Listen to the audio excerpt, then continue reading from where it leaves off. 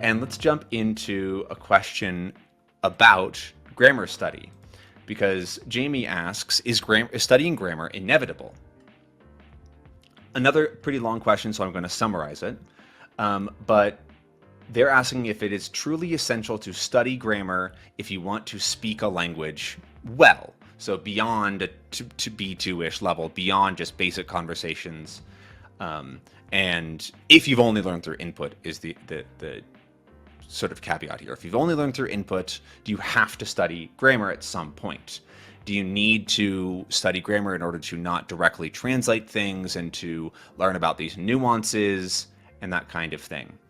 They give an example of you could directly translate like, can I have a XYZ in like a restaurant into Spanish and say, which doesn't really, it technically functions, but that's not what people say. And like the direct translation of what you would say sounds kind of rude in English, and that kind of thing. And so, is it required to go through and study? This example isn't really like studying grammar, but it's like a it's use. not really a grammar thing. Yeah.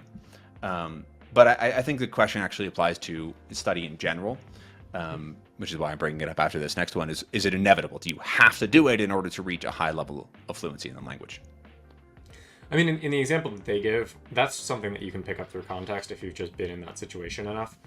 Like, I made that same mistake when I went to South America, and I went to the bar and, said, "Can I have a beer?" And they, like, looked at me kind of weird. And then the person next to me was like, "Dame una cerveza." It's like, okay, sure, that's a little bit more direct. All of those programs that taught me to say, "Quisiera tener una cerveza," is like, okay, that's way too formal. Yeah. don't say that. Yeah. So I think that there's a level of like I would laugh at myself now. There's a level of formality that you pick up through context. So I don't think you need to like strictly study like that kind of thing. But if you're talking about higher levels of CEFR, C1, C2, that's a level of grammar that a native speaker doesn't actually get in their day-to-day life unless they studied it in school. I've spoken to, we have a lot of Spanish customers, and a lot of them don't have great Spanish grammar in their writing. And I don't know if it's just because they choose not to, because they just don't feel like it, or because they actually don't have that grammar. But I've also spoken to a lot of English writers who have terrible grammar. I mean, not to throw this person under the bus, but like what they wrote could be structured more like grammatically correctly. It's understandable if I read it aloud. It's like it sounds like they're speaking to me, but it does not look like a written English text. Mm-hmm. And so it's like, what is that? Is that C2? Is that not? Like obviously they're a fluent English speaker, and so there's like this kind of big question of what is high level fluency in your mind? What is your actual goal beyond just like to be fluent? Yeah. And I think grammar is a very strict rule set for a language of what is considered correct. In reality, the language usually does not abide by that. Most people speaking or writing don't abide by the strict rules of grammar. There are constant grammar mistakes. I make mistakes in English all the time, and I use a grammar checker to fix it. So if your goal is to have 100% perfect grammar according to the whatever academic institution has laid down the rules of grammar, yeah, you kind of need to study it.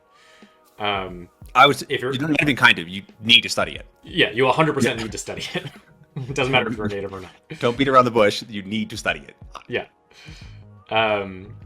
So in that way, yes, if that is your goal, then it is inevitable. If you're trying to pass the CEFR C2, yes, definitely study grammar because they care about it. If you are trying to sound native in conversation, natives use incorrect grammar constantly. So studying it can be helpful just for like understanding the structure of the language, but it's not something that is required in order to speak. I still think that there is if you want to have like a high level of fluency, there is a requirement to focus on the language and study it. Like I think that somebody who doesn't study any grammar will grammar, even or other parts of the language, like what to say in certain contexts, will be missing a lot of things that will make them sound distinctly foreign. Like if we assume that somehow somebody has a perfect accent, absolutely flawless in how they pronounce things and their rhythm and everything, they will still have weird grammar or vocab or like these things that they just don't have unless they get 5 to 10 years of really solid in-country input in the language. And so I do think there's a requirement there because most people are not going to get that. And that's just how it's going to be. And so Yeah. if you want to more quickly, so not within 10 years of 10,000 hours of immersion, get to a high level of comprehension where you use things naturally in the ways that native speakers would, you do have to study them. You will not just pick them up all through 2,000 hours of input, regardless of the language. Yeah, I mean, I think there's a distinction there between studying the language versus studying the grammar.